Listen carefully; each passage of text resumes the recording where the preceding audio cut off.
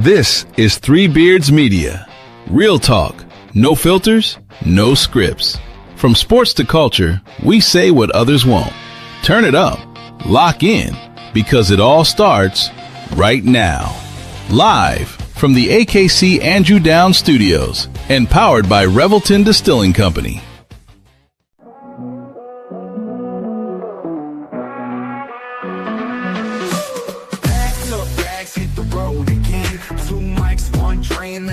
Time plan from the bright lights flashing down in old Sin City to a 2-drink minimum in the town so great. Plus non-stop on the interstate, truck stop coffee keeping us awake. Midwest roads, yeah, we know them well. From Des Moines to Chi, got stories to tell. Late nights, bright lights, open mic fights, killing on stage, then it's back to the flight. From the cornfields to the Vegas Strip, ain't no state where we don't fit. Billy and Willie's workshop, welcome inside, where the jokes are sharp and the laughs collide. From the neon glow to the small town dive. Good evening. What's up, Billy boy? What's shaking? How you doing? Well, over there? I'm all right. For people that don't know, I accidentally set my house on fire. But and you know what? You remember we were talking about your dad, who's the same age as me. You just end up doing stupid shit in your life, and this is what happened. A year ago, I saw a thing on Amazon, this torch gun, where you carry this big propane can and you have a torch and you're like Arnold Schwarzenegger and you just can kill weeds in literally seconds. And I did it last year and it was fine. And this year I did it and I was in the front and I was doing it. Apparently what I didn't notice was there was a cinder or something flew into this big bush right underneath the window in front of my house. So I don't know. I mean, an ember, you mean? Ember, yeah, an ember, yeah. So whatever the hell. One of those things. A simber, ember. Fuck, Sam. Yeah, it was an ember. It flew in, I think, because then I was around the back of my house and I'm doing the weeds back there, talking to my neighbor who's laughing at me because I got this big torch gun and I'm thinking I'm Schwarzenegger. My wife comes out of the house. Thank God she's home because usually on a Saturday she's showing a house. But she happened to be home and she goes, Willie, I smell smoke. And of course, you know me, I can't smell anything. I went, well, I don't smell. So she goes in the house and she comes back out and she yells, the house is on fire. So thank God she was home, because if she wasn't home, the house would be on fire and I would be stupid enough to try to go in and get my dog and then we'd both be dead. But so I come around the front. I don't have the hose hooked up. So me and her got like buckets and we're trying to throw it on this bush and the flames are shooting up. Thank God our neighbor had his hose in the front. He came over, hooked up the thing. They put it out, but the fire department came, and then of course they had to rip the house half apart to see, make sure that there was nothing left. My problem is this: I was told by at least 6 to 7 people, seriously, that told me when I got this thing, this is a bad idea, and I still used it. My wife, the Haggertys, my daughter, Dylan. They all told me when they saw me with it, yeah, that might not be a good idea, and it wasn't. So, I think I'll give it to you. You'd have fun with it. I would have fun with it. It is. I mean, it shoots a flame about this big. It's wild. Here's the thing. Yeah. Everybody that told you it was a bad idea. Throwing robots for yourself. Would you really? Yeah, that's what it is right there. That's the Terminator. And the Terminator. Robot dog just hit the market with the price tag of $9. Yeah. Oh yeah, there you go. That never pull a weed mine was only again. $7. For $10,000, you can have a Terminator. Yeah. Dog. Yeah. Well, mine was only $70, and you never pull a weed again. But God damn. So, first of all, this is double hilarious because I shit you not. Literally, this morning, I was researching those things. Yeah. Because I was getting ready to spray Roundup and shit on the weeds.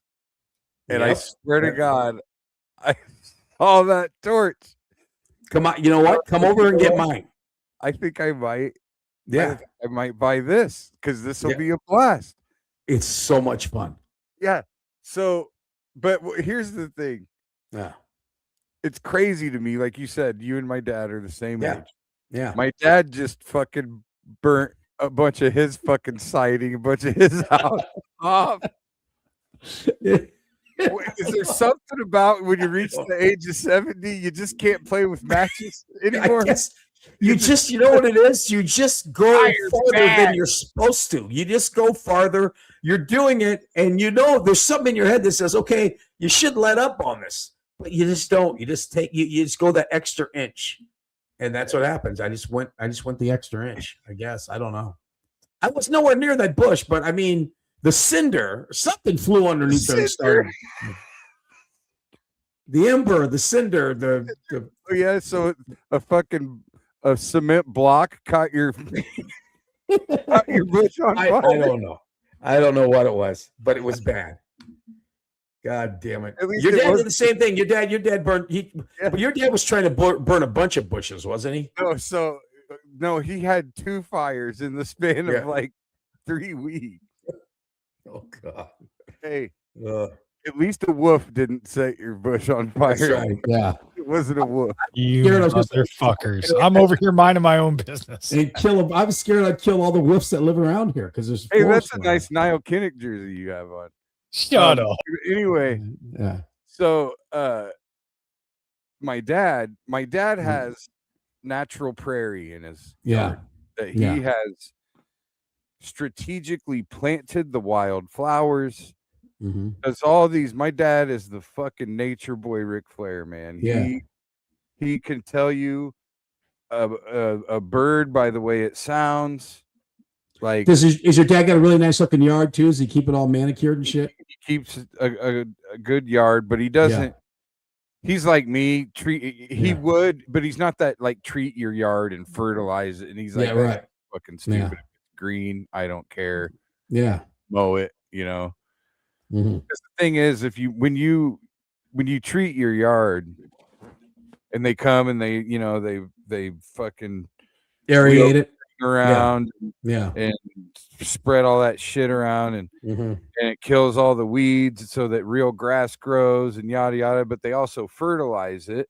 Yeah. Because where it kills the weeds, those become bare spots, which is why you're not supposed to bag your lawn Clippings, They do that because those bare spots then will start growing regular grass. Yeah. That's why they fertilize it. Well, that also means now you got to mow it 3 times a fucking week because it's fertilized. Yeah. So I don't care if my whole front yard is fucking clover. As long as it's green. As long as it's covered with something. I will just fucking mow it. Yeah. There's no goddamn way. I'm not mowing more than once a week. I don't give a fuck. Do you still got the guy that dresses up like Batman and shit in the neighborhood? Yeah, he dresses up, mows his lawn. Yeah. Yeah. He hasn't been doing it much lately. No. He's been just mowing in regular clothes. It's kind of disappointing. What good's that? But anyway, so my dad has the natural prairie, and you have to burn that off. Like, I can't remember if it's once a year or once every other year. He burns off half of it one year, the other half another year. Sometimes the whole thing. It's part of the ecosystem, fucking shit, whatever. I don't know, but it's does he have the flamethrower like I have, or? Oh, you know what? I don't know. I think maybe. Uh-huh. I don't know. I think he just kind of lights it and rakes it and whatever. Yeah, yeah. But basically most of his backyard is this prairie, and he's got a pond in the middle, and up at the top is his pool, above ground.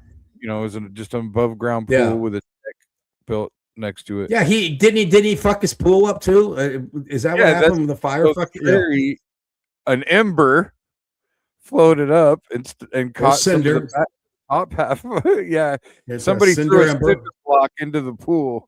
And a giant cinder. Yeah. And so he was like down at the bottom and didn't see that up at the top there were all these plastic pallets underneath the deck, and those things just shot up like crazy and caught the deck on fire, ruined the pool. Luckily, once the pool got a hole burnt in it, all the water came out and helped put the fire out. But But then he also, behind his house, like right behind his house, my dad has never wanted to pay for garbage removal or anything. He lives just outside the city limit, and he would have to pay like $30 a month for them to come and remove his garbage. So he's always just burnt his, the stuff that you can burn. He burns. Yeah. So he's always done that. He has a garbage of burnt. Your dad's a fucking your father's a fucking pyromaniac. I don't know whether you know that or not, but just well, apparently every 70-year-old man is a pyromaniac. Yeah. Because you a year ago at the age of 69 bought a blowtorch to get rid of your weed.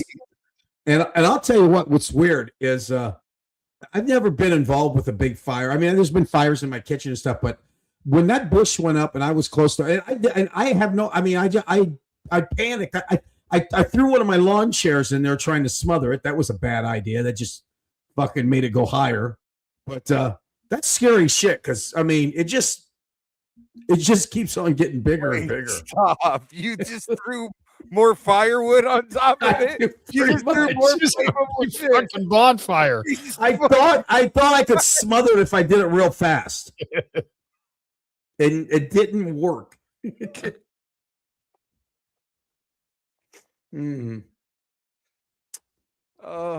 glad we could be here to support you.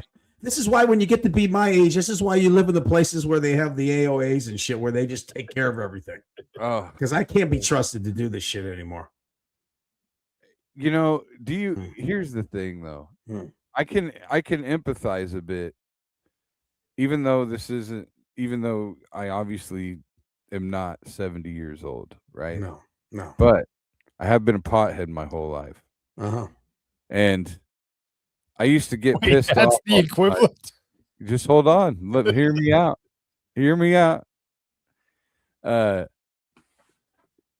When I would work, when I used to work at a warehouse for my dad way back in the day, there was this guy that just, he's one of them douchebags that, kind of every job you ever had, there's always the guy that thinks he does all the work or claims that he does all the work. Nobody else does anything. Everybody's stupid but him. He never makes any mistakes, blah, blah, blah, blah, blah, right? That's the cart guy up at the Hy-Vee on Fleur. Every time he's out doing the carts, he's telling me what everybody else does wrong in the store. Yeah. Those guys are the funnest guys to work with and talk to, aren't they? Yep. So this guy fucking... he's doing his I do everything, everybody's stupid. And me and a couple of other guys, everybody knew we were potheads, right? And there was some kind of order that got pulled wrong or somebody made a mistake. These fucking potheads working here. And I so one day he fucked up one day. And I go, I go, here's the thing. I might be a pothead, but I have an excuse. Yeah, exactly. Yeah. Hey, what's your excuse? Are you just stupid? Yeah.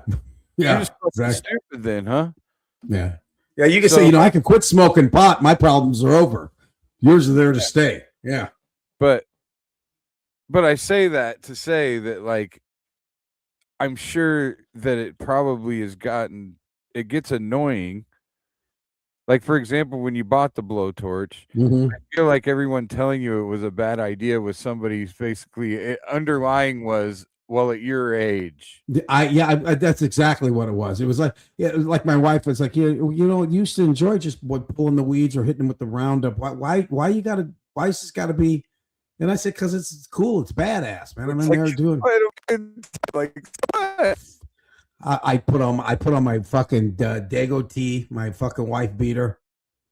I got my fucking ball cap on backwards. I'm holding the propane cans this fucking big. I'm holding it so my guns are popping. I'm hitting it with the fucking thing. So my guns are popping. That's right. Yeah. I got the thing up. I'm holding it. Yeah. Oh. Yeah, exactly. Fucking weeds this fucking big. Oh, they're not even that big. You can barely see them. I'm fucking the bully. I'm picking on weeds that haven't even had the chance to grow to be a weed yet. I mean, they're not even. Yeah. Oh, it's just fantastic. I tell you. Killing imaginary weeds. What I was doing. Yeah, so, there weren't even weeds out there. You just go out there because you wanted to play with the fucking. Yeah, exactly. I just wanted it because I like that it makes that sound when you do it. It's really loud. Fucking nuts. Yeah, I don't know, but see, that's the thing. And so, since my dad, he burnt that, right, and then behind his house, he's burning his garbage. Yeah. And he did it on a day that it was too windy to burn. Yeah. And there was actually, there's advisories saying not to burn on those. But your dad's 70. But he did it anyway. We don't listen to shit. Yeah. Yeah.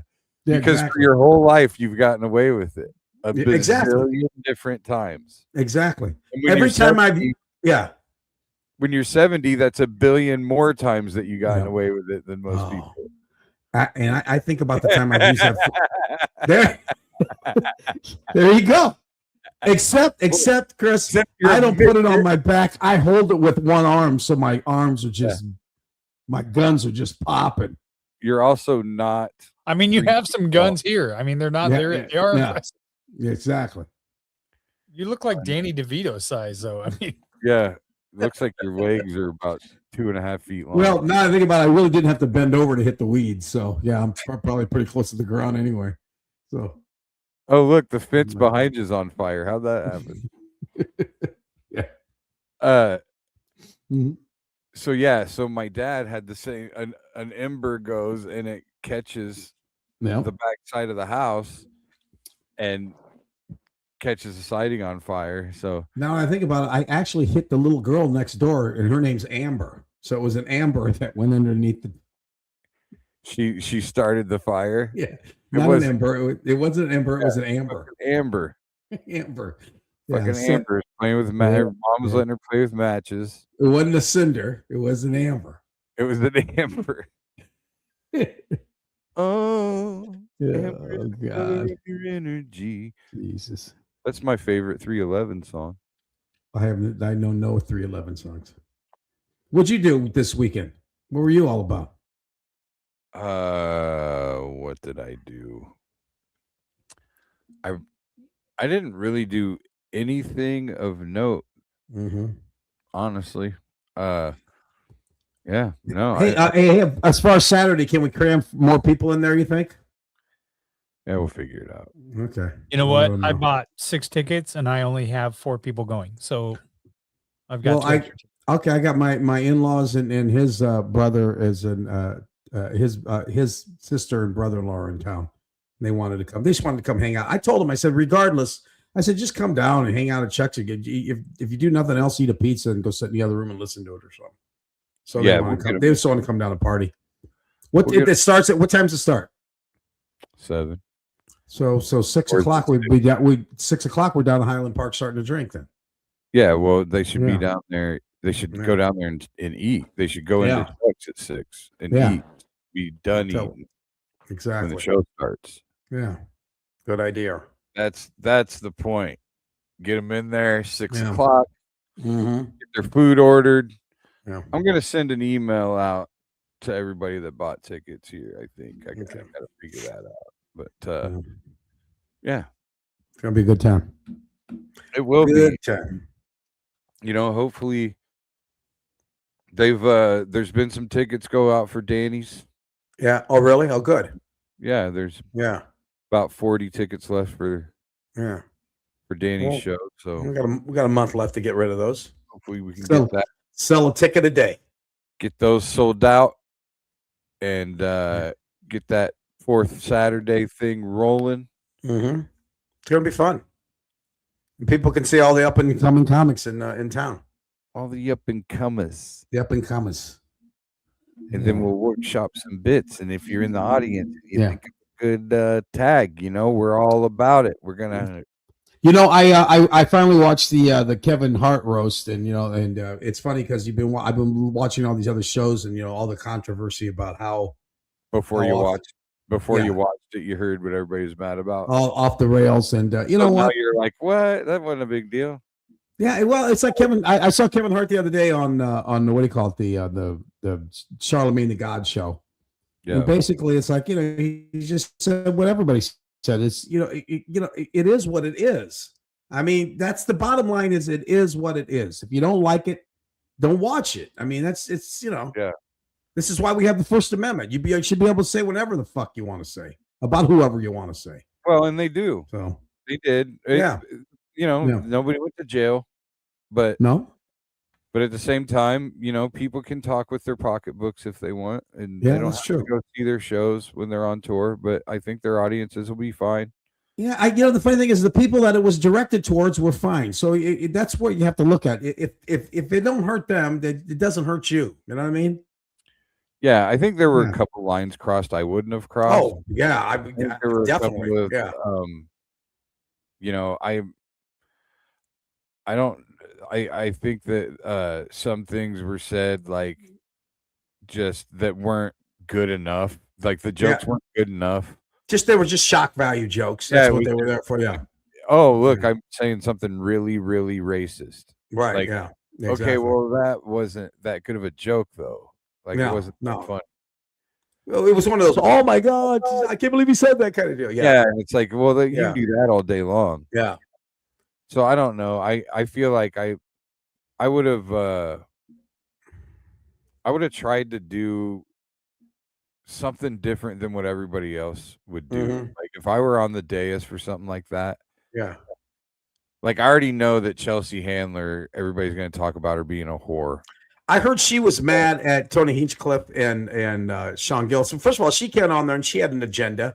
I mean, she's very liberal and very, very, very, very, very left. So she went after Hinchcliffe strong. She went after Shane Gillis, and they sat there and they took it. You know what I mean? Yeah. But then when they came back up and did their little thing, I heard that she got a little upset about it, which you can't do that. You can't throw rocks and then expect it not to come back your way. I didn't. Yeah, I mean, I know she's been interviewed afterwards, and there's some stuff said, but I distinctly remember at the end of that show because she was sitting right next to Shane Gillis. Yeah, yeah. And I distinctly remember at the end of that show when Kevin was giving him like his props for hosting, she like put her hand on his arm, like, So it seemed like it was like they were okay. They seemed like they were okay with it. Yeah, okay. Well, like Shane Gillis said that, like with the Cheryl Underwood jokes about her husband, he called her. Yeah. How long ago did he die? Was that a long time ago? Or Cheryl does jokes about it on stage. I remember when I worked with her, she would do jokes about that. Okay, so he's been dead a while. He died like 20 years ago. Oh, okay. Well, he did. She used to talk about him. That's how they know. Yeah. She's talked about it on stage for years. Yeah.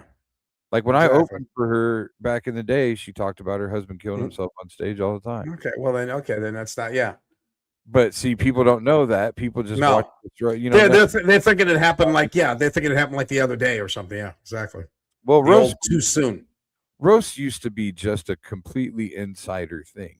Yeah. Roast used to be something that was just for us. Yeah. And I mean, you watch old Dean Martin ones, yeah. Yeah, people thought, well, let's let people see this. Mm-hmm. But now they're doing things like where, they have roast battles and these shows that are I mean, that's a big thing in Vegas now. The roast battles. It's the dumbest fucking shit in the world because no one knows anybody. So you're up there. Excuse me. You're up there trying to. Everybody's just roasting based on each other's looks. Well, and here's another thing that happens is if you get the inequality of status. I mean, because what it ends up though, like if you're a big star, if you're a small star, it's a big star. You make fun of the big star. You look at looks, or they had a movie that didn't do well, and then the big stars come up, and the only thing they say is, "Who the fuck are you?" That's their roast. You know what I mean? Yeah. So and so's here. Who in the fuck is that? There's the laugh. I didn't know how'd you get on the stage. Yeah. Oh, yeah. How'd what's so and so doing here? Exactly. Yeah. The star than everybody else. Yeah, and I mean, and that's the joke. Then that's right. Every roast. Then yeah. So when it's not a big enough celebrity that everybody in the audience knows who they are. Yeah. It doesn't make any sense to have a roast. No, it's punching up and punching down. That's all it is. Though, like when I was trying to get you to have a roast for your birthday, there would have been no one in that audience that didn't know who you were. Yeah. And that didn't know at least half of the people on the dais. Yeah. Yeah. Like, so that's what it has to be. So you put that on Netflix, and there's all these jokes happening from all these comics that nobody really. I mean, they know them here and there. They've got names, but like, I don't know. Just people weren't. What the weird thing is then they have so many people up there, and they're not all up there to roast. They're just up there, just sitting there. It's just like it's just a weird. Yeah. It makes me wonder if some of those people did roast, but and we just we didn't. Yeah, and they just didn't. I know Alonzo Bowden was the warm up act. Oh, was he really? Okay. Oh, I don't know, like if there were more warm up acts or if. You know, like who are the guys they call the Cup Boys or something? They're Kevin Hart's like the red cup. What's that all about? That's his like his entourage. Like, I'm gonna take people on tour. Yeah, it's his entourage. I'm gonna find comics. Yeah, that's another thing. These tours are like crazy. When Cat Williams was here last time, he had fucking like 9 comics. It was insane. I've got it. That reminds me, and we touched on this a little bit last week. These guys that are like, I need the this whole like I'm gonna go find the best like this thing that's on Netflix now. Funny as the Kevin Hart's funny like, AF. Yeah, I haven't watched it. Like, I don't feel like anyone, and maybe this is just me being too cynical. Yeah. I don't feel like anyone really cares that much about the next comic. No. Like these guys that are saying, I'm finding the next best comic. I'm gonna do like I don't think anybody really gives a shit about that. I think they do it to hopefully make the show successful. It's a way like it's all a way to be and stay relevant in some way, shape, or form. I feel like I don't. Well, and the thing about comic anymore, the lines are so blurred anymore. It used to be a stand-up comic was a stand-up comic, and you knew. And now you got these YouTube people and this, the people with Twitter. There's no defined stand-up comics anymore. It's just all. I mean, look at the lineup at the Funny Bone. Sometimes, I mean. There's a stand-up comic, then who's this? Oh, he's a YouTube guy. Oh, this guy does this. Yeah. It's not like it used to be. Well, it's a ticket selling thing. Yeah, exactly. That's what it's all about. And the clubs, I think, just got to the point where it was like, well, why have 100 people here for, 5 shows when we can have 600 people for 2 shows. Yeah, exactly. I agree. Made more sense for them as a business, and now there's no career for guys like me. The game has changed. Career openers anymore. The game has changed completely. Yeah, completely. Really, I can remember when you would walk into a room and you were the unicorn. It was like, people would say, this guy, he's a stand-up comic. He's a real stand. Now you walk into a room and there's probably less people that aren't stand-up comics. Everybody's on stage now. It's nuts. But it's always, it's always been. It has always been the thing that everybody thinks they can do. Of course. I mean, yeah, because because false sense of security, because if you're the funniest guy in your office, yeah. Exactly. Well, because the thing is, you can't just sing and then think, oh, I could be a singer, because people tell you you're not good. But you got that buddy that sits across a cubicle, dude, you're fucking hilarious. Yeah. So now, yeah. But like I said before, every once in a while when we feel like when we talk to ourselves about, we feel like this imposter syndrome. You think, well, maybe I'm not that good. And then you go to an open mic and you're like, oh yeah, what I do has value. You know what I mean? You can tell what we've done over these years actually has value. Well, there's the work Yeah. or the experience, but Mm-mm. I don't know. I mean, I just I miss just the freedom of just not having to worry about anything else Yeah. other than just being Just funny. yeah. just every day wake up and where's my next gig and go do it and try to figure out how But that excitement. There's nothing better than that excitement of having a show that I miss that, the butterflies of having a show that night and maybe having a new bit that is going to kill and just everything that leads up to that. Yeah. Or they're not sure about. Yeah. Like this show this weekend. Yeah. I know I'm almost 100% certain that everyone in that audience saw my special. Uh-huh. So I can't do any of those jokes. Yeah, exactly.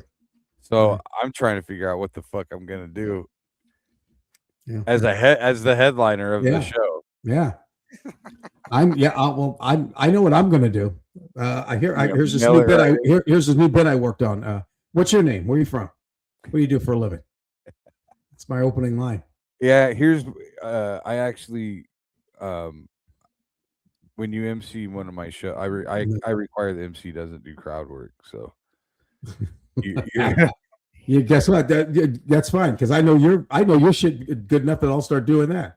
Have you guys ever thought of doing a joke swap? That's why he's never taken me to Vegas. He's been doing my jokes in Vegas. Oh, I have. I was just gonna ask. So that's what it is. So I'll go to Vegas with him and go.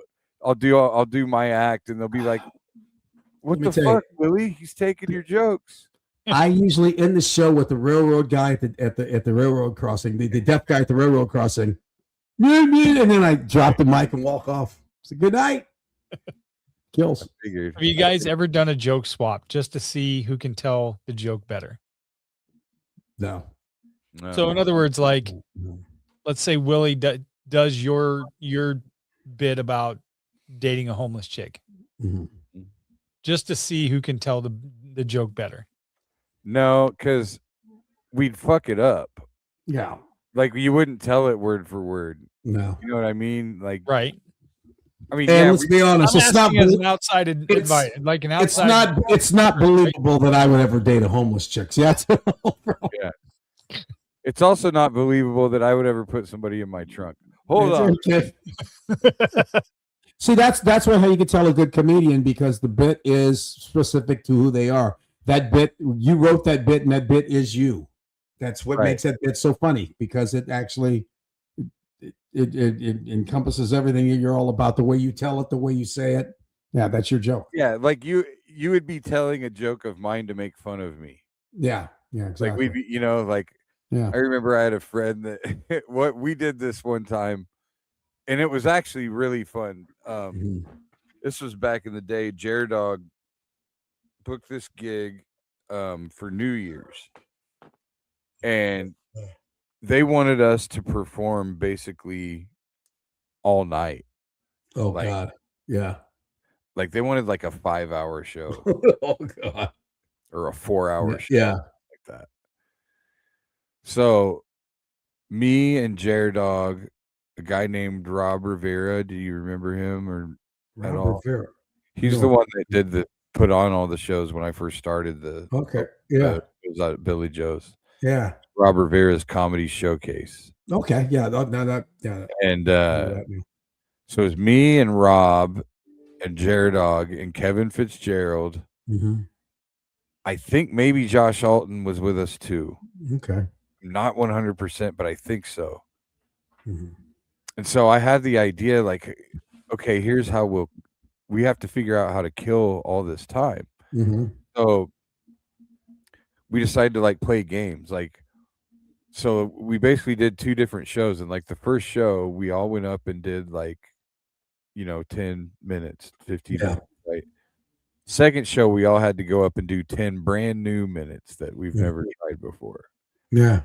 And then the next thing we did was we put everybody's name in a hat. And whoever's name you drew, you had to go up and do their act. Oh, Jesus. Yeah. Did you guys know each other well enough to where you could do part of their act? Yeah. Oh, okay. Yeah. Or, I mean, you just did an impression of them. Yeah. Oh, yeah. Okay. Yeah. Exactly. Yeah. You knew what their signature bits were and stuff, so you know. Yeah. And that was a fucking blast. We had Yeah. so much fun that night. And well, it'd be interesting to see how people perceive you too, like another comic. It would be interesting to see how another comic would. Okay, how you know. But so what you did is you took people's little, like Rob, like you said, things that are uniquely you or whatever. But everybody also had those bits, especially back then. Mm-hmm. Those bits that they thought comics just did. Yeah. Yeah. Everybody wore jeans and a sport coat and white tennis shoes. Yeah. You know what I mean? Like it was back in the 80s, everybody took their sport coats and rolled up the sleeves. Yeah. Right. Yeah. And so everybody had those jokes like that. Yeah. And like Rob had this joke about how he lived at a apartment complex called Magnolia Manor. He'd go, I live in Magnolia Manor where there are no magnolias and nobody has any manners. And that was fucking it. Yeah. I mean, and did it every fucking show. Yeah. Like it was. I mean, I feel like he sat there making a set list and all right, this is a good icebreaker. This will get a laugh. And so when I drew his name, I go up and I do that fucking thing. And like I remember Jared Dog would always do like back then he would do kind of like a one-liner, and so that's like you're a lot of people don't know that. Yeah. He'd do a line. So that's so I went up and did. Yeah. So in that vein, then you could do kind of that's kind of joke swap. Well, I mean, it's an impression. Like, I mean, how many comics back in the day when there were a lot of impressions? Everybody did Dangerfield. Everybody does Schwarzenegger. Yeah, exactly. But I mean, as far as stand-up comics, people do Seinfeld. Oh, why? The whole voice and.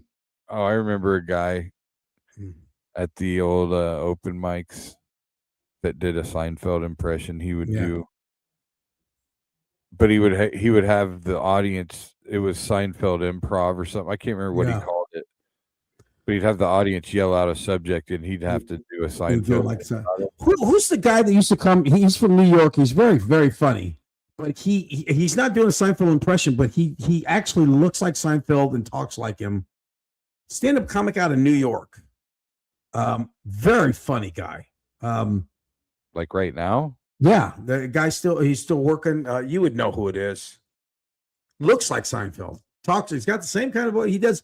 I remember he did this one bit about going in a hot air balloon with the wicker because the furniture was wicker. What the fuck's this? Yeah. Funny guy. Not Paul Mercurio. No, not Paul Mercurio. No, this guy, goofy looking like Seinfeld, with the kind of a buggy eyes and. Man, I don't know. Ryan Hamilton? Yeah. Ryan Hamilton. I mean, it's almost if you didn't know anybody, you think, oh, he's doing something. But then after you watch him enough, it's like, no, that's him. That's the way he is. It's just, Ryan Hamilton's more of a. I mean, he's always been squeaky clean. Yeah. More, I guess there is that Seinfeld-esque just because of how clean he is and everything. Yeah. But he's His cadence to me kind of sounded like, I mean, kind of a. He's like he's afraid. Yeah. It's like he's fucking But he's a funny cat. More like Kramer than Seinfeld. Well, no, if he's Kramer, he'd be dropping the N-word a lot. Yeah, he is funny. Ryan Hamilton's very funny. Yeah. I remember opening for him. Yeah. No, man. Those guys, what do you think about being that rich like Seinfeld is and still touring? Do you wonder, like, man, what are you relating to? Well, I used to say back in the day that if I won the lottery, you'd never see me on stage again. And for a moment, I kind of believed that. But then I finally realized that what we do, if you don't, if you're not forced to do it, if you don't have to go out and do it because you have to pay the rent, then it is. I mean, and I've gotten to a point where I don't have to really go out, but it's fun. It is. Right. If you don't have to do it all the time, and you can pick and choose your spots. Yeah. There's nothing better because let's be honest, you could have $1 bazillion and you still wouldn't be able to do this. You know what I mean? Right. You have to have the talent to do this. And if we got the talent and you can still do it, like people always say, when are you going to retire? I said, what from what? I go to a place, they hand me a drink, I stand on stage. How many people are there? Look at me, they laugh, they clap. I get off afterwards, I have another drink, and I get paid. Why would I ever quit doing that? That's what I'm saying. Like, why? I used to say to my dad all the time. Yeah. He used to bitch at me about retiring. He'd want me to come and do something at his warehouse. I'm like, I don't feel like it. Yeah. What, you don't need money? I'm like, I don't need this money. Exactly. And he's like, we're not going to say that when you're 65 and don't have 2 nickels to rub together. And I'm like, I can still tell jokes when I'm 65. I'm like, exactly. Retirement's for people that hate their jobs. That's what George Burns. And the good thing about stand-up comedy is, as long as if you don't lose your mind, you actually get funnier because you have more to draw on as you get older. Yeah. I mean, I've done shows in the past year that I would say I would put up from when I was, I thought it was as good as when I was 35 or 40. You know what I mean? And like I said, if you can keep your mind, this is a fun thing.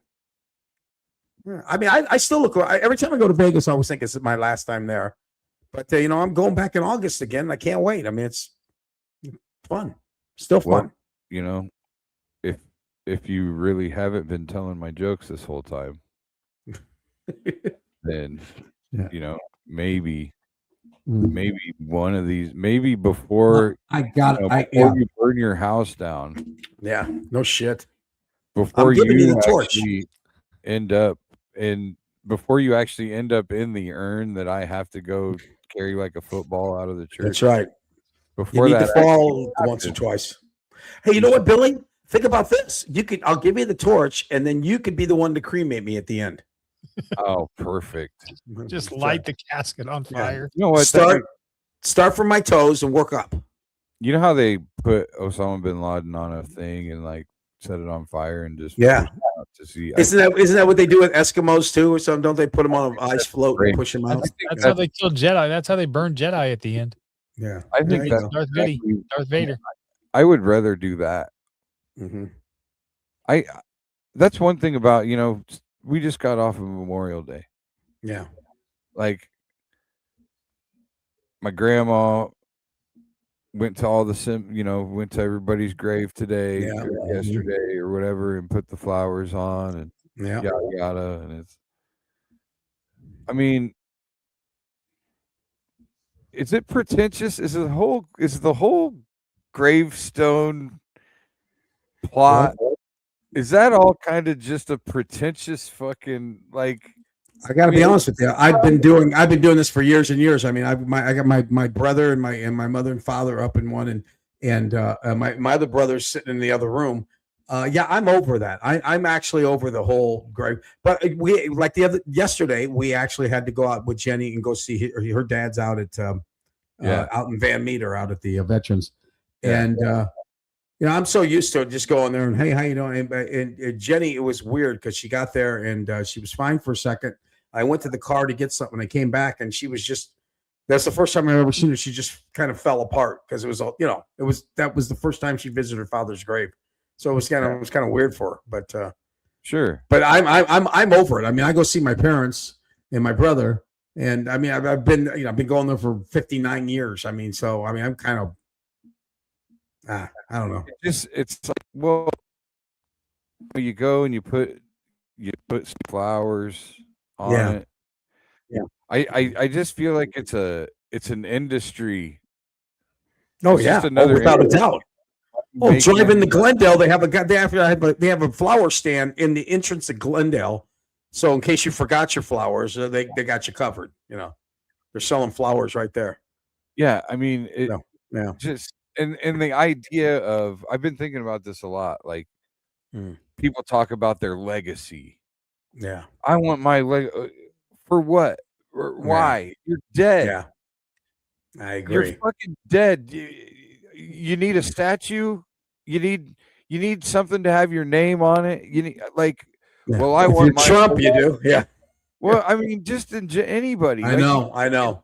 I remember, there's a family of guys that have coached baseball at the same place, and I'm passing it our the family legacy of coaching this high school fucking team. What? Yeah. Like, I'm trying to figure out what the thing is that makes people want to leave this behind the idea of having this grave site where my son is somehow obligated to come and keep it neat and put some flowers on it and shit like that, or he's supposed to feel guilty if he doesn't do it. Like, to me, it's like, fuck off. I know. Like, same thing as people trying to save buildings. Like, some buildings fucking falling apart, and they're like, they try to get on historical things so that you can't tear it down. Yeah. Christ, who gives a fuck about this building that's in shambles? What do you get out of saving that? I'm kind of like that too. I mean, when people family heirlooms and stuff, I was never like don't throw away grandma's China hutch for fuck's sake. I think that's where it all starts.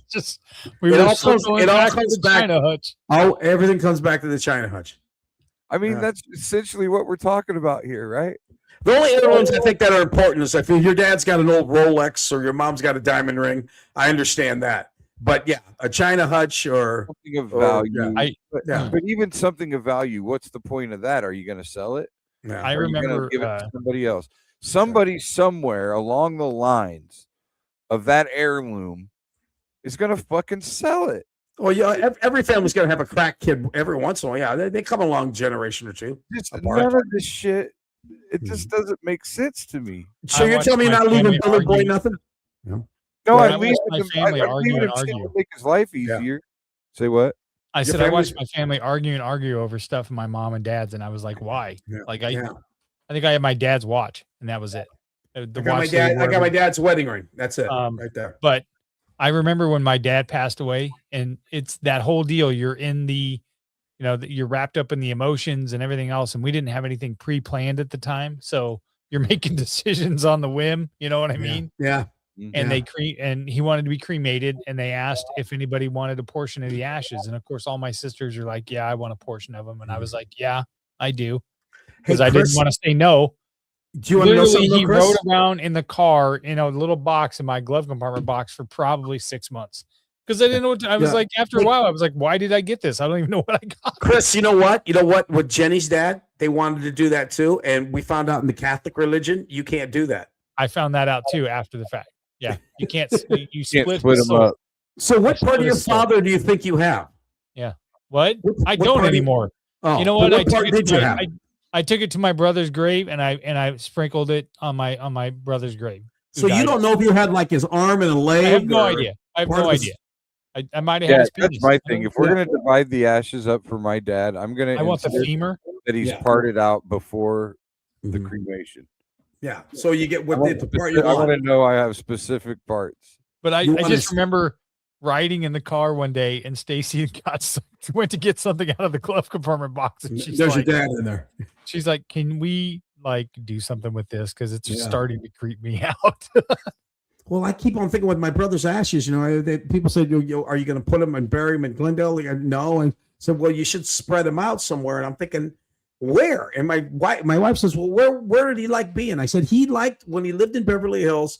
He sat up in his balcony and would chain smoke, which eventually killed him. I said, so maybe I go back to Beverly Hills and tell the people who ever live there now, hey, you wouldn't mind if I took my brother's ashes and spread them all around? You don't have a potted plant here, do you? Yeah, exactly. Or what about a place he never got to go that maybe he would have wanted to go to? Or maybe you spread some ashes on your other brother over there at the thing in Newton. Yeah. Well, you know what? That might be a good idea. That might be a good idea. Yeah, he might like that. Yeah. But that's the thing in the Catholic religion. Can you spread them if you can't separate them? Well, no, you know, I think about it. I don't think you're supposed to do that either. No. Yeah. No. Because that divides them up. Yeah. Here's where when I first found this out. Your brother. When I first found this out was right about the time that I was starting to be like, not necessarily question everything, but like not necessarily be so obsessed about all these rules. And I just remember the deacon was having this conversation about you shouldn't do that and whatever. And I just go, okay, well, let me ask you a question. What happens if it's already done and they didn't know that that was a rule? Yeah. Like I was like, before I became Catholic, my dad wanted to be cremated and we split his ashes. And now that I'm Catholic, did I just demean my dad's soul to hell? And he's like, well, no, because you didn't know. I said, oh, so there's loopholes? Yeah. First of all, like, how they come up with that shit in the first place is like, that's what I wanted to go. Yeah, I was like, that's not when I started, but I was just like, there's the things where I was like, see, I can't be on board with it. No. Like, I really don't think that God, they lost me at the eating meat on Friday and shit. And then all of a sudden, like, oh, it's okay to eat meat on Friday now. Well, okay. Yeah. And then become a sinner. Because when I was a little kid, if you ate meat on Friday, it's like, you're going to hell. Then all of a sudden one day it's like, that's okay. Go ahead. Eat meat. I remember the year that St. Patrick's Day fell on Friday during Lent. Yeah. And the Des Moines Diocese like went ahead and made a disposition that you could eat meat and I was like, oh, so it's okay because it just happens to be St. Patrick's Day. Yeah. The strange shit used to follow. My God. All right. Yeah. And the reason being because there was an industry that was going to lose money. That's right. And so they made an announcement that was like, oh, wait a minute. Why do you think about the dollar bill, baby? It was up $2 a sandwich during Lent. Exactly. You can buy them for 99 cents right now. During Lent, they're $4. Fucking crack. All right. Let's take a break. I've got some fun stuff. Sean sent us a new list of porn star, country singer, and baseball player, so we'll play that. I've got a story from 30 years ago. No, almost 40 years ago. That is the anniversary, and I'm sure Bill will love this story. I'm sure he's going to tear into it. So I'll see if you guys remember this story. All right. Let's get a break and get a word from our sponsor. We'll be right back. Buying or selling a home is one of the biggest decisions you'll ever make. That's why choosing the right real estate team matters. The Jenny Farrell team with RE/MAX Concepts has been helping families across the Des Moines Metro find the right home since 1998. Born and raised right here in the community, Jenny understands the neighborhoods, the market, and what truly makes a house feel like home. Whether you're buying your first home, upgrading your space, or preparing to sell, the Jenny Farrell team provides expert guidance every step of the way, from market analysis and listings to negotiations and closing. Their consultative approach means you'll feel confident, informed, and supported throughout the entire process. Jenny Farrell Team, RE/MAX Concepts. Call or text 515-779-7500. Visit jenniferfarrell.remax.com. Experience you can trust. Results you can move into.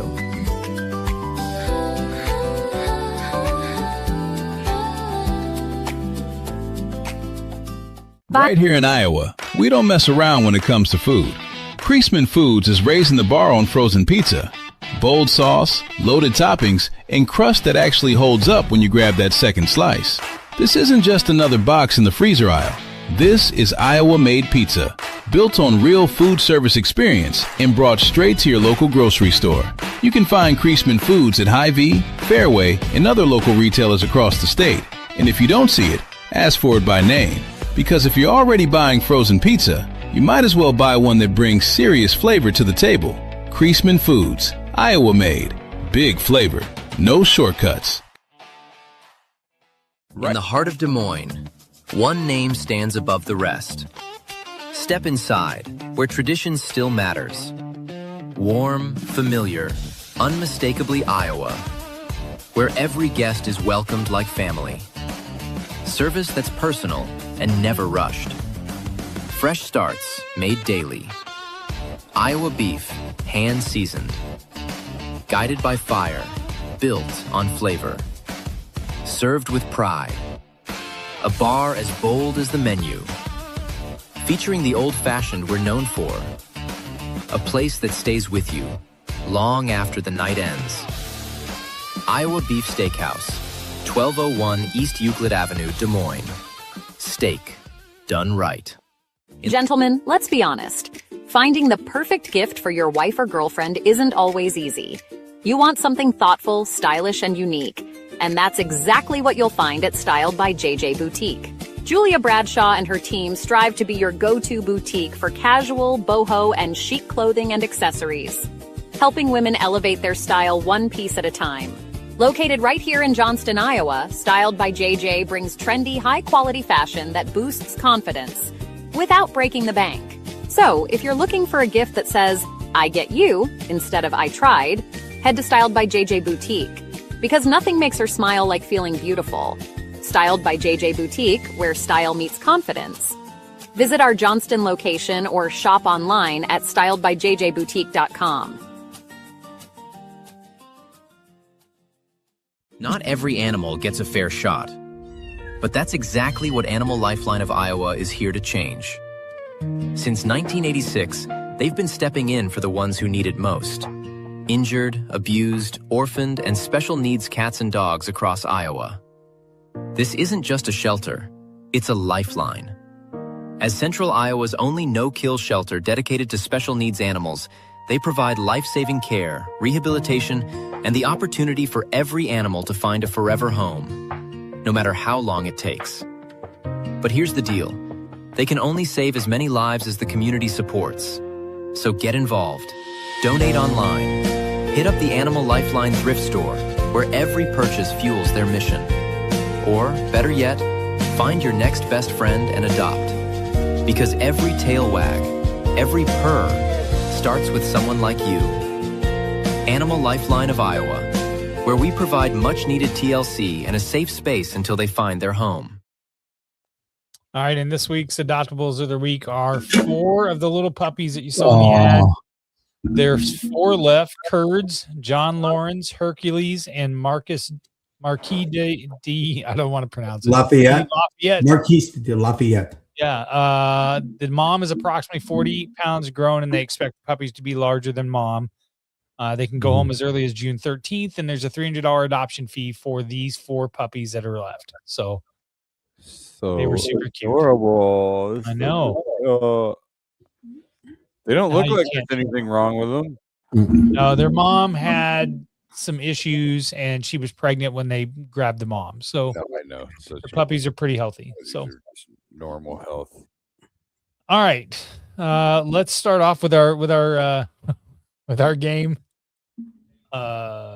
Porn star, country singer, and baseball player. I'm distracted because the first 5 names on this list.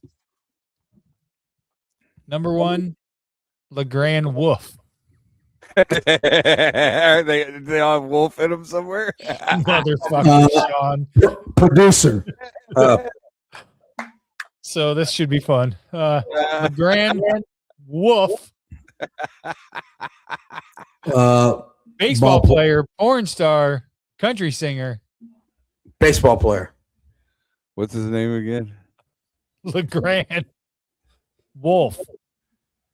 See, you can say it. You just did it. Dude, we just did total fucking speech therapy with Chris. We just got him fucking on track. I know. Week. We should be. This is what we should be doing. Yeah, we should be resource. Should be helping people. That's what we should be doing with our lives. LeGrand Wolf.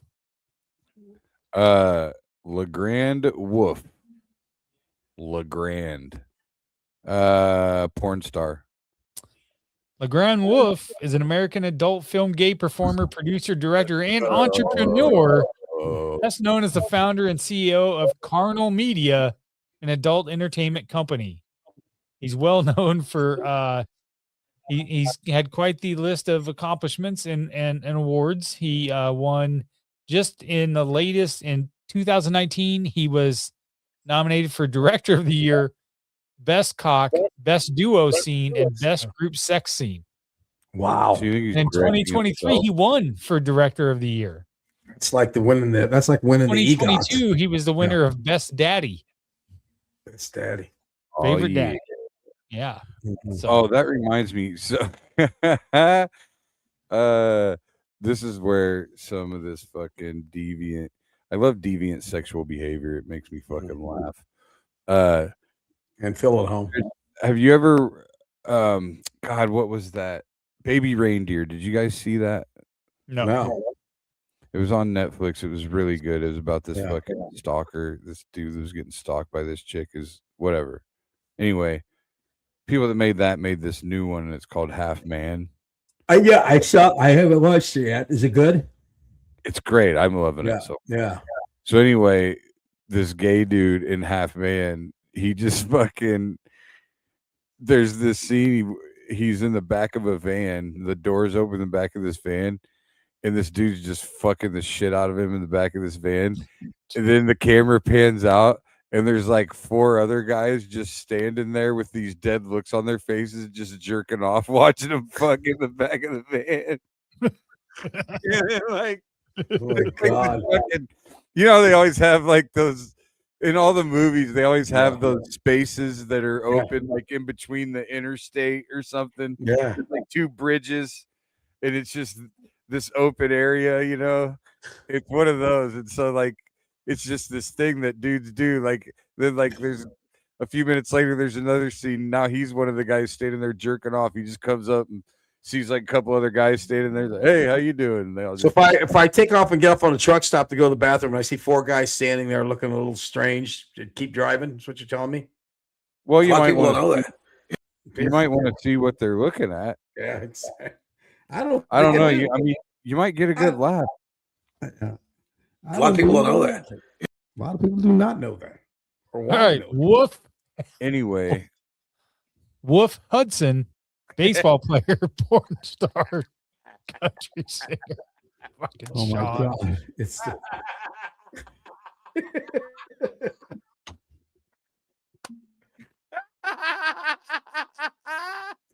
country singer. Yeah, I'm going country singer. Woof Hudson, American porn gay. So apparently, if you're Wolf.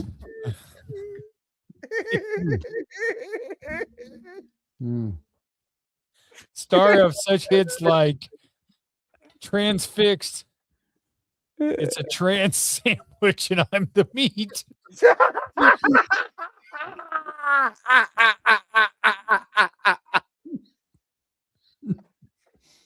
It's a trans sandwich and I'm the meat. That guy he's probably stood around a couple truck stops. What do you think? I figure he's probably the one putting on the show. Yeah. For every truck stop that has a trailer in it that's a church, there's two more where there's just fucking dudes dressed like lumberjacks pounding each other's asses. And then there's four other truckers standing there. Back truck stop. Yeah. Here's what's funny is they all have to lift their bellies up to jerk off. So they're all standing there. They're all standing there with one arm like underneath their stomach. Right. All belly, no ass. Oh, geez. They're all built like Hank Hill. Yeah. 100%. Yeah. All right, Bill's up 1-0. Scott Wolverton, porn star, baseball player. Scott Wolverton. Wolverton. See, he's getting there. Baseball player. Man, I like baseball player too. I'm going baseball player. Scott Wolverton is a songwriter from Seward, Nebraska, whose work reflects the grounded nature of his Midwestern upbringing. Billy, whatever I say, go against it. I haven't fucking been right. And I saw baseball player on that one. Yeah. You know, his name seemed too sophisticated for country music. Yeah. All right, here we go. I mean, how many fucking country music fans are going to be able to even say fucking Wolverine? Yeah. Well, yeah. If the name has more than one syllable, that's a little too much. He can't be a fucking country singer if he's got more than one syllable in his name. Yeah. Oh shit. These fucking morons can't say his name. Hey man, you going to the Scott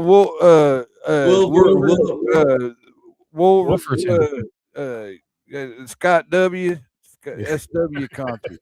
They got to have two first names. If you're going to be a country star, it's always two first names. Toby Keith. They're all holding up Brown.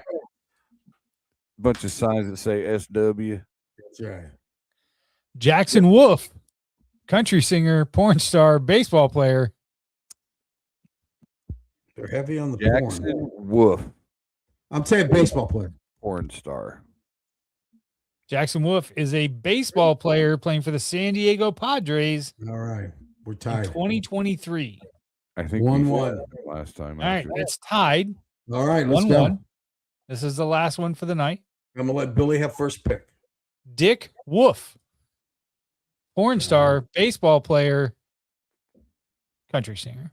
Dick Wolf just seems too easy. He's a porn star. Country singer. Dick Wolf is a devoted following in the mid-2000s on his entry into gay adult entertainment as a handsome, hairy model.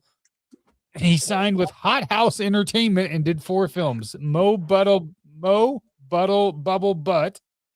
Scuff 2 Downright Filthy, Perfect Fit, and Manhunt the Movie. Mo Betta Bubble Butt. That's right. Should have just stuck with porn stars. I would be in this ball game And today. Billy wins that one. It reminds me of, did you ever see the guy? It was one of those Beyond Scared Straight or whatever, or like or Lock Up, something. One of them fucking prison shows. And there's this guy that just goes off about how it's all about the butt in the prison. It's just all about the butt in here. You realize if somebody was to jump into this and didn't know us, they would definitely think you ought to listen to this homosexual podcast. It's unbelievable because that's it always ends up with some kind of gay shit going on. He's like, he goes, these guys walk around here and pants all hanging down. That's just sexy to me. I like to take this guy to a truck stop and put him in a truck and then go outside with my friends and grab myself underneath my large belly. And he goes, I just walk up to him and I go, look, I want you. I like you. We can do this one or two ways. I know my way around a vagina. I wish a vagina would come into this conversation. Butt vagina in prison. All right, I got a few stories. Here's a question for you. Yes. This is so would you rather? Oh God. I got a would you rather. Okay. Would you rather rape the toughest guy in the prison in order to make sure that nobody ever rapes you, or let the biggest guy in prison rape you once with the promise that you'll never get raped again? Well, I always say raping. Billy, I always said rape me once, shame on me. Rape me twice, shame on cell block C. So I would do the raping. I would be the rapier as opposed to the rapee. You would be the rapist. The rapist. That's where I would fall on that scale too. Yes. Okay. And what about you, Billy? Well, either way, you guys are both okay with gay sex, is what I heard there. Oh, okay. Exactly. Either way. There wasn't an option 3. As long as you're pitching. Well, here's the thing. You just let us down this dirty road. You started with it. You just kept the gay thing going until we got comfortable with it. And now here we are. So now we're nothing more than a homosexual podcast. Question number 1. My replacement, it reached out to me for training on LinkedIn after I was laid off. Would you help? I got laid off recently and stayed professional through the entire transition period. A few weeks later, my replacement hire reached out to me on LinkedIn asking questions about some of the work that I used to handle and asking for guidance. Now I'm conflicted about what to do. Part of me wants to politely help and stay professional. Another part of me feels like I shouldn't be providing free training and supporting after leaving the company, especially after being laid off. Should I just politely decline, stay quiet, and fully move on, or should I help? That's a personal thing. I mean, if he's okay with it, it's still what. So, I mean, if he wants to help. I mean, it ain't gonna hurt him. Well, my your advice, Willie. He doesn't know the answer. I think if it doesn't bother him that much, help. Go ahead. Be a good guy. Be a good guy in your life. Maybe good karma will rub off on you. That ain't got shit to do with being a good guy. Fuck that. Okay, well there you go. Here's what you do. You rape the guy. you take him to a truck stop. You rape the guy and you tell him never to take your job again. Motherfucker. What happened? You go, this is what happens to scabs. So you're not helping at all? No, I am saying to him, look, I hope you understand. You don't have to be a dick. Yeah. Just go, listen, I hope you understand, but this company laid me off from this position and gave it to you. And I mean this in no way, shape, or form against you at all. But I hope you understand that I'm not going to help them. I'm not going to help you do the job that they laid me off from. Good answer. What about you, Chris? Chris is frozen in time. I wouldn't help him. Okay. Not because I would feel sympathetic for the guy, but I would probably send a note to his boss saying, hey, you fired me and my replacement is now asking me for help. What's it in for you? Like, somebody's got to pay me for something. My time is valuable. Okay, Chris is beefing on him. All right. That's what I would do. We go. Okay, what Chris did was be a cunt. So now yeah. Now Chris emailed. Now Chris has tried to get that guy's job taken away from him as well. It's not 100%. That guy's fault that they laid you off. I mean, you wouldn't want that done to you. That's, the guy got a job. All he did was go get a job. That ain't his fault. Fuck the company. You know what I mean? Them, not that guy. That's all I'm saying. This the company, not the guy. I'm always going to go with the guy over the company. There you go. That's fine. All right. In California, currently, right now, the Powerball is up to $700 million, which has resurfaced this story from 2019. With all the talk of lottery winners, one story from 2019 is reemerging on social media in recent days. The story of Mike Wiersky and Eileen Murray. In 2019, just 5 months after finalizing his divorce, Wiersky hit the Mega Millions jackpot for $273 million.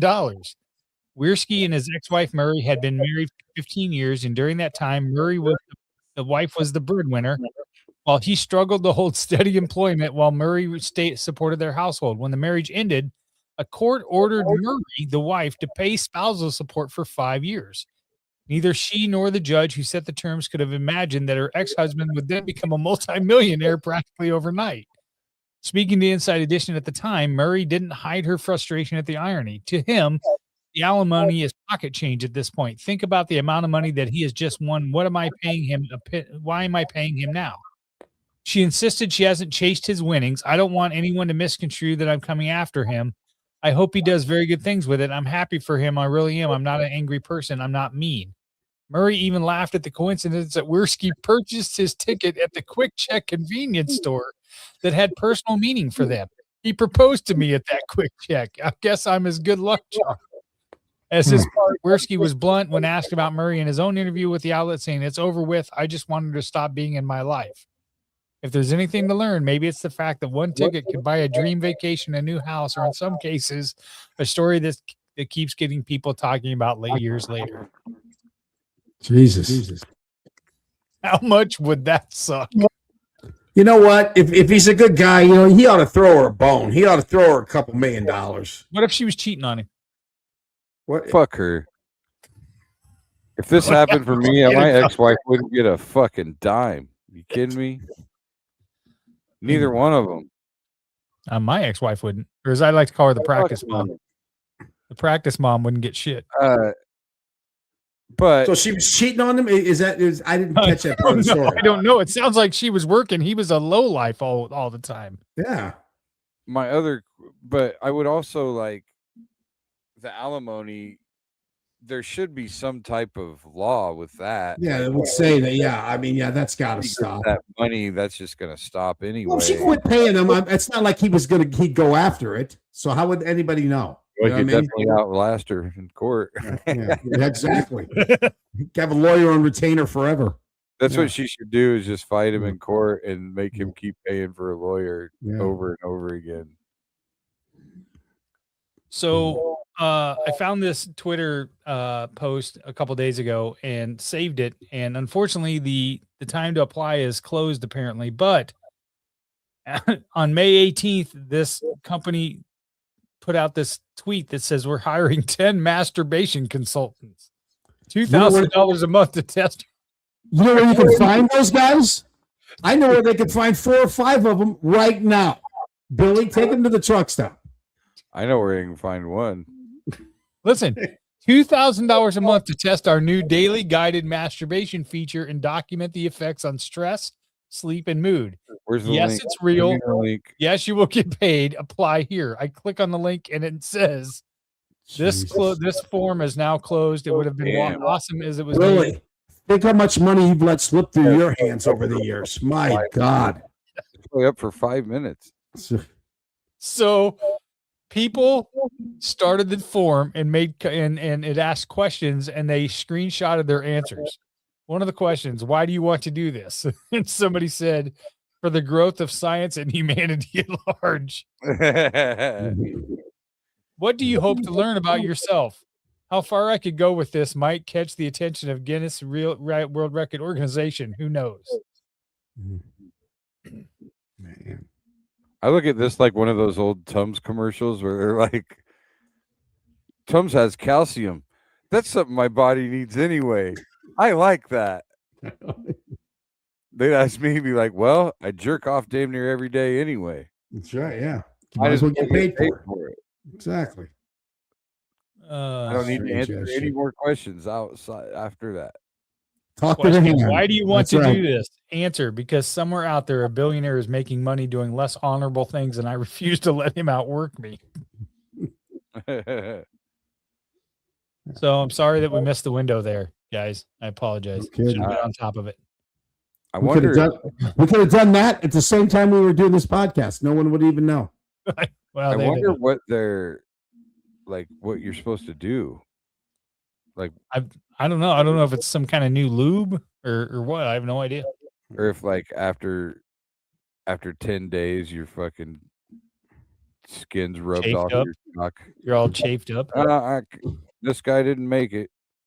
Like, it's like a reality show. Guys are just dropping off. Fucking some guy gets jock itch and he can't play anymore. All right, I've got one last question for you, and then I want to bring up this story from 40 years ago. See if you guys remember it. This is in the stand-up Reddit stream. Doing a comedy contest in your first 6 months. I've been doing comedy for 6 months now. I just signed up for a comedy contest through Helium, and I instantly felt regret. I have jokes, but not 6 months in. I, of course, am not stellar. I'm still working on my type 5. I can fill 5 minutes, but not with jokes that have been tested more than a handful of times. I have 1 month or about 30 open mics until the contest. However, I can easily make up an excuse and bow out if I feel it's a mistake. If I wanted to ask seasoned comics, is 6 months irresponsibly early to enter a contest? And should I bow out and wait until I have a type 5? Or should I treat it like a scary thing that you just got to bite, be kind, try to be funny, probably bomb in front of 100 people and deal with it? FYI, my new stuff is 90% clean, so I'm not worried about shock humor or being too dark. You know, this business of stand-up is not just only a business, it's a calling. It's a passion. I missed this comment about the masturbation job. What did he say? I can't see it. Maybe they'll let you do it as a volunteer. All right, sorry. John says my thing. Stand-up is not. It's a calling. It's if you'll tell yourself if you really want to do it. If you're at a point where you're asking other people whether you should do it or not, it's not really what you want to do. I mean, when I was wanting to do stand-up, no one could have told me any other thing that would have made me not do it. You know what I mean? Billy, how was you about it? I mean, could somebody tell you, well, I don't think you're ready, and you'd feel that way? Or would you? I'd go, because no one's going to tell me whether I'm ready or not. I did a contest right away in my first 6 months, probably less than that. First of all, contests are bullshit anyway, so it really doesn't matter. I agree with that. Yeah. You're not doing it. It's not like you're going and trying to showcase for the Funny Bone chain. Like you're not in Columbus doing this showcase after 6 months in. Like that's the type of shit that you're getting ahead of yourself, and then that will cost you for being able to do that again anytime soon. But going into a contest at some club that they're just putting on, first of all, that's just a money grab for the club for a night. That's not. But I'm talking about how he feels about it. I think that you should want to do it regardless of what it is. I don't think anybody should. That's what I'm saying. Like to think that it's too soon to do a contest is dumb. Yeah, because they're bullshit. Is my point. Yeah, they don't amount to anything. They're just an ego stroke if you win them, or they're an ego bruise if you don't. Yeah. Or maybe you just feel, but really it's just about stage time. Contest or no contest, it's a way to get stage time. And you might get a little bit better of an audience for a contest than the open mic show. So I say go do the contest. I do too. If you really want to do it, do it. There you go. Don't stand up is not about someone telling you whether you're good enough or not at this point. Worry more about your stuff. Worry more about stage time. Exactly. Like, those aren't rules to worry about. The real rules are, the don't fucking get drunk, shit like that. Don't bang the waitresses. All right. From the Facebook post notes on Iowa. This story came across my Facebook feed this afternoon, and I asked my the guy I work with, who's very young, if he had heard of this, and he'd never heard of it, and it dawned on me, maybe people haven't heard this story, but I guarantee you two remember. On May 26, 1970, Sam Mack, a future scoring prodigy with a turbulent story, was born in Chicago. Long before he appeared in the NBA box scores, Mack made his name in Ames as a gifted wing whose time with the Cyclones ended abruptly. On March 30th, 1989, Sam Mack and Irish football player Levin White were involved in an armed robbery at a Burger King on Lincoln Way, where White carried a .22 caliber rifle and Mack carried a knife during the holdup. As the two men left the restaurant, Ames police shot and wounded them, and Mack was struck in the hip and thigh, and White wounded in the foot before officers took them into custody. Both were charged with first-degree robbery, a crime that carried a potentially 25-year sentence, and the case drew intense attention in Iowa and beyond. A jury later acquitted Mack after accepting the argument that White coerced him at gunpoint into taking part of the robbery. Legal troubles dogged Mack during his brief stint at Arizona State. After that, there Mack seemingly turned things around at a junior college, and he eventually signed with the Spurs after going undrafted and played for the Rockets, the Grizzlies, and the Heat. Yeah. I remember all that. I remember it like it was yesterday. Yeah. I remember him robbing a Burger King. I remember us saying, didn't they say he was on the wall? There was a yes, he was in his team photo was up on the wall. Yeah, exactly. Yeah. I remember I just remember saying that Iowa State had a player named Rob Burger King. Yeah. I don't know what the joke was. I don't know where it came from. I just remember talking about Sam Mack and Rob Burger King. Yeah. I don't. The fact that he went on to have a fairly successful career is pretty amazing when you think. Right? Proof that if you're a good enough player, nobody gives a fuck. Nah, they don't. Yep. Yeah. Somebody will take a chance, but good for him that he didn't, fuck off his chance. A lot of guys spiral. Well, they get too many chances because of their talent, and they're just entitled, and they never. Lawrence Phillips. Yeah. Yeah, they just, Yeah, I mean, didn't he just beat the living fuck out of his girlfriend or something? Yes. Yeah. Tom Osborne covered it up. Oh, yeah. Yeah. You know, Mr. Button Up, Tom Osborne. I Well, just found that story ironic. I didn't realize it was that long ago. 1989. 1989. So I was, it was the spring. I was a senior in high school. Wow. Jeez. So I was 11, 10. Crazy times. And I was old then, too. But I just remember I was already in stand-up. Jesus. I remember it because any negative thing towards Iowa State made you happy. Yeah. It was, how can we make fun of this? It wouldn't have been hard with that one. Yeah. Would not have been hard. It definitely wasn't. So Billy, Saturday, what time you gonna be down there? Well, before the doors open, Okay. I'm going to go down there this week and try to figure out a few things about the layout, the lighting, the sound. Yeah, make sure the sound. And yeah, I mean the sound will be fine. We could do it with no mic in that. Yeah, that's true. This is the same room that we went back there when you had your meeting at one time. No, it's not the same room. No. Okay, this is a private room. Okay, cool. Are we going drinking beforehand? Yeah, I tell what I'm saying. I'm going to get down there a little bit early, go get a cocktail, maybe at that underground place or something. I mean, we'll, ideally we'll drink at Chuck's afterwards. Yeah, exactly. That'll work. I mean, Cool. let's keep the money there. That works. Sounds good. So yeah, and then we need to talk about that whole thing because we got to make them a commercial and shit. Yes, we do. Okay. Oh, all right then. All right. Love y'all. We'll see you Saturday. All right. We'll see you guys next week. All right. Just a mic and a dream, and now we ride this circuit, chasing that scene. Every heckle, every cheer, every silent stare made us sharper, made us bolder. We ain't going nowhere.